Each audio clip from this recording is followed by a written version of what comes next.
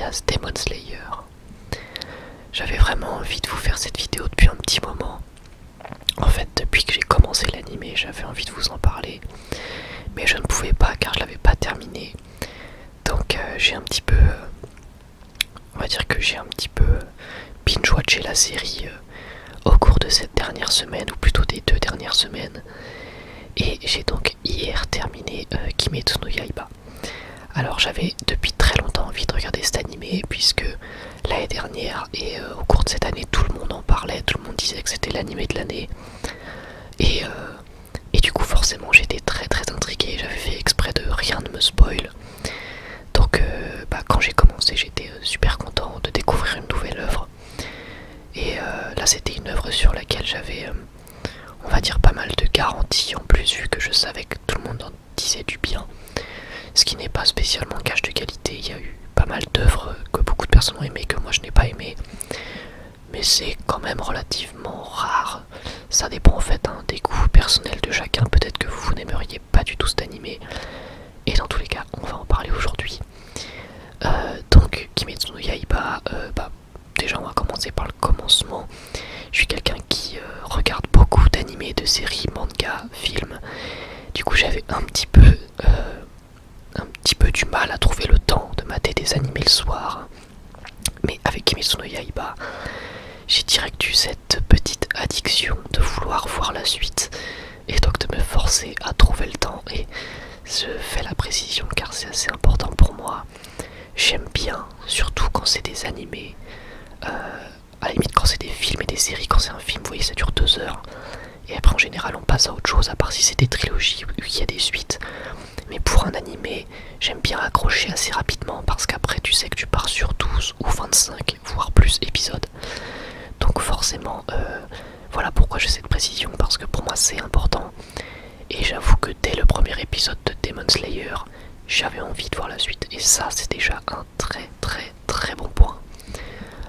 Ça me l'a fait avec pas mal d'animés, et Kimetsu no Yaiba n'a pas dérogé à la règle clairement. Et d'ailleurs, petit d'advertissement, j'ai adoré Kimetsu no Yaiba. Voilà, je préfère vous prévenir. Avant même la conclusion, j'ai vraiment adoré Kimetsu no Yaiba, et j'irai même plus loin en disant que ça faisait depuis la saison 3 de SNK que j'avais pas autant kiffé un animé, donc depuis l'année dernière. Parce que même Jojo, que j'ai adoré par exemple, attention, je fais aucune comparaison entre les deux, ça n'a rien à voir, mais Jojo j'ai adoré, et j'ai moins aimé par exemple que Kimetsu. Donc voilà, ça vous donne déjà un avis global. Mais maintenant c'est l'heure de développer. Donc déjà les personnages, ils sont vraiment très très attachants, je trouve. Dès le début en tout cas, moi personnellement j'ai tendance à énormément m'attacher aux personnages fictifs. Je pense que c'est votre cas également. Finalement c'est un petit peu pour ça qu'on achète des produits dérivés au final. C'est parce qu'on est proche de ces personnages qu'on a envie de garder un espèce de souvenir, je sais pas comment expliquer, mais en tout cas moi je suis quelqu'un qui voilà s'attache beaucoup au perso. Et là en l'occurrence, franchement pareil, assez rapidement je me suis attaché aux personnages principaux de cette œuvre. Je les trouvais très attachants. Et un truc qui m'a marqué dès le premier épisode, ou en tout cas qui m'a intrigué dès le premier épisode, ce sont les thématiques qui allaient être abordées dans cette œuvre. Parce que dans n'importe quelle œuvre ou presque, il y a toujours des thématiques qui reviennent, des questionnements, etc. Et j'adore analyser ça. En l'occurrence dans Kimetsu no Yaiba, il y a une thématique, il y a des thématiques, mais notamment une qui revient dans le premier épisode principalement, on va dire. C'est le thème ou plutôt le problème qui fait que les démons doivent être tués dans cet univers. D'ailleurs je précise, il n'y aura pas de spoiler dans cette vidéo, mais ça parle de démons. Les démons doivent être tués, mais les démons ont une conscience. Donc qu'est-ce qu'on en fait de cette part là du problème, que les démons ont une conscience? Ça c'est une thématique qui revient dès le premier épisode, et qui va revenir au fur et à mesure dans l'œuvre. Donc on va traiter la problématique. C'est pas une problématique qui va être résolue en première saison, mais ça va être travaillé, et c'est un des meilleurs points de la série pour moi, c'est cette thématique là de la conscience des démons. Ensuite je vais parler du format, donc 26 épisodes d'un animé d'environ, comme d'habitude, une vingtaine de minutes par épisode. pour moi c'était nickel, j'ai torché l'animé, c'est allé très très vite. Et c'était pas justement cette frustration de se dire oh il me reste encore 70 épisodes, j'ai la flemme, etc. Là pour le coup, ça va plutôt vite, c'était le bon format je trouve pour cette première saison. Peut-être un ou deux épisodes en trop, j'en sais absolument rien. Parce qu'en général c'est 24, je sais pas pourquoi il y en a eu deux de plus, mais admettons, pourquoi pas. Ensuite, toujours dans les points positifs, on a l'animation. Clairement, pareil, un des animés les mieux animés que j'ai vu de ces dernières années, de ces 5 dernières années, je sais pas. Enfin, qui sont sortis des 5 dernières années, je veux dire. Je sais, j'en ai pas vu énormément qui étaient mieux animés. Je pourrais justement vous citer SNK, qui était extrêmement bien animé aussi, c'est du top du top. Là, vraiment, pour Demon Slayer, ce qui est bien, c'est que vous avez des scènes mémorables, très bien animées, avec honnêtement une animation parfois digne de film d'animation, vraiment. Mais évidemment c'est pas constant. Enfin je veux dire, justement c'est constant, mais c'est pas des scènes grandioses, il y en a pas, je veux dire toutes les 5 minutes. Mais par contre l'animation, la qualité de l'animation reste constante. Si je prends par exemple Inazuma Eleven Orion, c'était un de ses problèmes, c'était qu'on avait parfois certaines scènes très bien animées avec certaines techniques, etc. Pour le coup, il y avait d'autres scènes, alors certes il y a plus d'épisodes, le rythme n'était pas le même, mais moi en tant que spectateur, normalement j'ai pas à réfléchir de cette manière, j'ai juste à comparer les deux œuvres. Et dans Ares, parfois il y avait des moments absolument ignobles, en plein match, ou dans des moments tout simples. Et donc ça, on l'a pas dans Kimetsu. Si le personnage, il est en train de marcher, s'il est en train de manger, s'il est en train de faire des trucs hyper simples, hyper banals, qui n'ont pas spécialement besoin d'avoir une animation de ouf, l'animation restera correcte et il n'y aura pas de... En tout cas j'en ai pas vu, j'ai pas vu de défaut d'animation particulier, j'en ai vu aucun. Donc ça c'était un super point. Ensuite, on a toujours dans les points positifs la musique bien sûr, hein, sans même parler des OST qui sont juste géniales et qui collent parfaitement à l'univers. Bon bah l'opening est incroyable. Je me suis ambiancé dès le premier épisode sur l'opening, je l'ai directement mis dans ma playlist de gaming. Non franchement l'opening et les musiques de manière générale dans l'anime sont ouf, et vous le savez je fais toujours le petit point musique. Franchement les musiques sont vraiment ouf. Ensuite le meilleur point sans doute de l'anime, l'univers, le lore japonais, le style globalement, la patte que ça va avoir, donc la patte graphique de l'œuvre déjà, elle est géniale en termes de chara design, en termes d'univers encore une fois, donc tout ce qu'on va voir, cette espèce d'ancien Japon, le lore exploité de certaines légendes japonaises, le style, les habits, les designs, les décors, etc. Moi ça me parle direct, j'aime beaucoup le Japon, je pense que beaucoup d'entre vous aiment le Japon.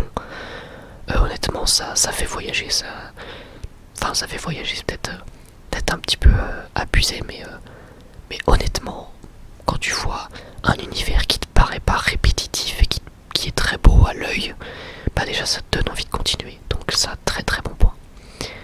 On a également la relation entre Tanjiro et Nezuko, donc la sœur de Tanjiro, qui est un des personnages principaux, qui va être vraiment très cool, bien exploité, bien travaillé.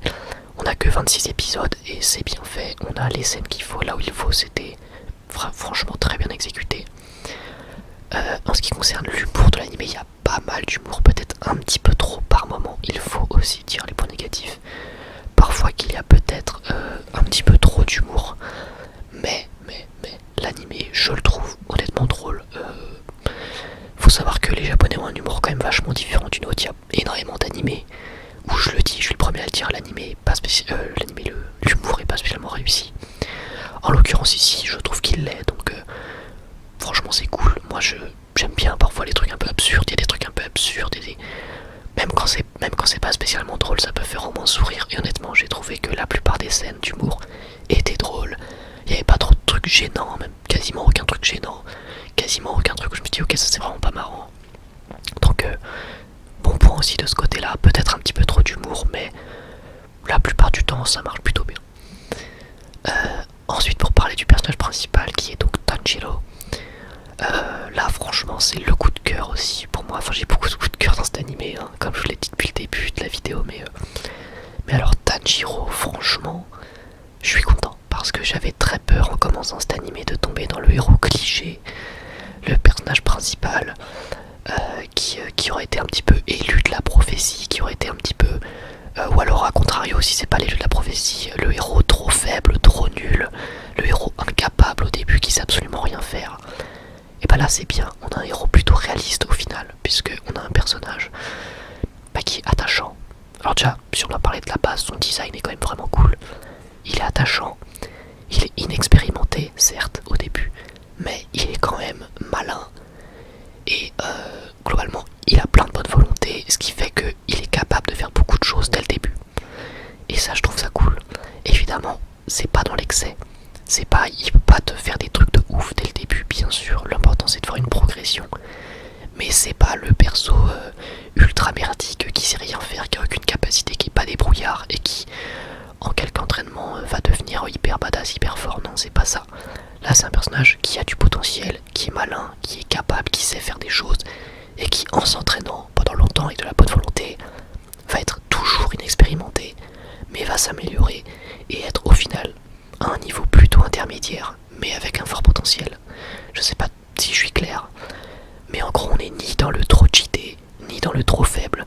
On est sur un bon mélange des deux, avec, on va dire, ce qu'il a par rapport aux autres personnages standards. C'est qu'il a du fort potentiel, qu'il est malin et qu'il a de la bonne volonté. Ça peut paraître un petit peu cliché comme ça, mais honnêtement ça rend super bien. Donc on est vraiment sur un héros, voilà, on va dire assez, entre guillemets, presque parfait dans son niveau de puissance dans l'univers dans lequel il se situe. Et après au-delà même de ça, simplement en termes de personnalité, Tanjiro, normalement si tout se passe bien, vous allez être extrêmement attaché. Concernant les persos secondaires maintenant, y en a certains qui peuvent peut-être agacer, des persos secondaires, ou en tout cas qui dans certaines scènes peuvent faire du too much. Encore une fois dans des scènes peut-être un peu humoristiques, etc. Je pense notamment à Zenitsu qui au début, la première fois que je l'ai vu, les premiers épisodes, j'avais un petit peu de mal, je vais pas vous mentir, il m'agaçait un petit peu. Après, comme d'habitude, les personnages secondaires, là ce qui est bien c'est qu'ils ont une forte personnalité tout de même, et que évidemment vous allez vous attacher. Je vous ai parlé de Zenitsu à l'instant. À la fin de la première saison, Zenitsu, il me gave toujours par moments, mais on est plus sur quelque chose de drôle, et on est plus sur quelque chose où je le prends bien parce que je suis super attaché au perso au final. Donc même quand on va dire les persos secondaires peuvent devenir agaçants, logiquement vous êtes très attaché à eux. Donc au final, ça pose pas trop de soucis, d'autant que, évidemment, ces persos secondaires ne sont pas que agaçants. Et on va dire, c'est surtout Zenitsu qui m'agaçait dans les premiers épisodes, après ça va un petit peu mieux. Après je prends plus ça à la rigolade, etc. Mais même Zenitsu, voilà, comme je vous l'ai dit à la fin, je le kiffe. Et surtout les persos secondaires, ils ont tous leurs moments de gloire et leurs histoires. Ça c'est très très important. Les histoires sont plus importantes que les moments de gloire, je pense. Et leurs histoires, elles sont là, elles sont présentes pour nous faire comprendre que ce personnage-là est comme ça parce qu'il y a eu ça, etc. etc. Évidemment, c'est pas les personnages secondaires les plus développés du monde, mais on a eu 26 épisodes. C'est normal, c'est tout à fait normal. Et surtout, le plus important pour des personnages secondaires, c'est qu'on s'y attache. Et en l'occurrence, ici, ça marche très bien. Ils ont leur moment de gloire, ils ont leur histoire. On s'y attache, c'est nickel. Ensuite, on a dans les combats des réflexions au niveau des personnages durant les affrontements. Alors, c'est rien de révolutionnaire, bien sûr. Mais j'ai trouvé que dans cet animé, c'était plus omniprésent que dans les autres animés. Ce que j'entends par les réflexions de personnages, c'est comprendre ce que ressent le personnage au moment même où il lui arrive quelque chose. C'est-à-dire que c'est très rare dans l'animé qu'il y ait un moment de silence où le héros ne comprend pas ce qui lui arrive, on ne comprend pas ce qu'il fait, ce qu'il veut faire, etc. Avec Tanjiro notamment, dès qu'il combat, lui, il va directement dire au spectateur dans ses pensées: j'ai ça, j'ai mal ici, je sais pas ce qu'il faut que je fasse, là je suis en panique, là je sais ce qu'il faut que je fasse, là l'adversaire me sous-estime, là je vais tenter de faire ça, là voilà, etc. Et j'ai trouvé ça cool, franchement. C'est, encore une fois, c'est rien de révolutionnaire, ça a déjà été fait dans d'autres animés, mais c'est là, c'est une qualité, donc je prends. Et ensuite, en dernier point positif, même s'il y en a plein d'autres, mais vous savez, le temps que je me souvienne de tout, c'était compliqué. Les personnages, ils peuvent avoir des visions dans leur vie au moment cruciaux, on va dire. leur rappelant des souvenirs, etc. C'est souvent ça qui mène à des flashbacks et des réflexions. C'est cliché, on va pas se mentir. Par exemple, quand un personnage est sur le point de mourir et qu'il a une vision, un flashback, c'est cliché. Et pourquoi je lis mon point positif? Parce que dans l'animé, ça rend hyper bien. Alors voilà, de toute façon, un truc cliché, c'est pas spécialement à connotation négative. Et là, c'est le cas. C'est un cliché, c'est hyper bateau, ça a déjà été fait des dizaines de fois, des centaines de fois, mais honnêtement, dans cet animé ça passe crème. Certains personnages vont avoir des visions, des flashbacks, des trucs qui après mènent vers un moment épique, grave cliché, mais je ne sais pas pourquoi, ça passe super crème avec les musiques et tout. Bref, vous voyez, ça fait un ensemble qui fait que ça passe nickel, donc je l'ai mis en point positif. J'ai pas mal parlé, j'ai pas mal blablaté, vous me connaissez, dès qu'il y a un truc qui m'intéresse, je pars grave loin dans mes explications. Mais bref, on en a donc à peu près terminé. Je vais conclure en disant que oui, Kimetsu no Yaiba, énorme coup de cœur de cette année, un des meilleurs animés que j'ai vu depuis très longtemps. Franchement, j'ai grave bien fait de commencer, j'ai grave bien fait de m'y mettre, ça me tentait depuis longtemps et là vraiment trop content de l'avoir vu, franchement c'est cool.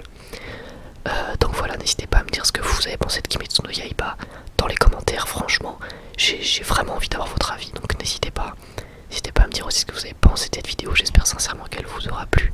Si c'est le cas, comme d'habitude, n'hésitez pas à vous abonner et à liker si ce n'est pas déjà fait, ça fait toujours super plaisir. Encore une fois, merci pour les 2000 abonnés. Je risque d'organiser une FAQ si ça vous intéresse, et peut-être même un concours, mais je sais pas trop comment m'y prendre, mais on verra bien. Je vous tiendrai au courant en temps réel, bien sûr. Vous pouvez me suivre sur Twitter d'ailleurs pour être au courant de tout ça, mais je le dirai aussi en vidéo, ne vous en faites pas. Merci à tous, encore une fois, pour tout votre soutien. Merci encore à tous pour tous vos commentaires. Merci à tous d'être là, et moi je vous dis à la prochaine.